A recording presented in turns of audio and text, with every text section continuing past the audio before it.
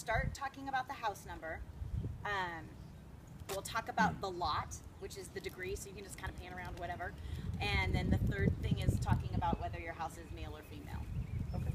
Okay? So we'll just do our very best. All right, here we go. In 3, 2.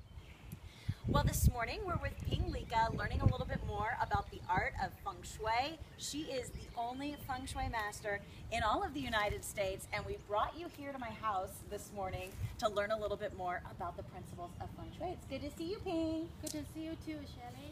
All right, this is exciting because the last time I talked to you, I learned that the way that your house is set up is very important because Yes. it can either bring you luck or it could bring you bad luck. Yes. So we're here at my house. Overall, are you feeling like this is a lucky house? Yes, this is lucky house. Okay. Well, there's a lot of different things that you take into consideration when you are assessing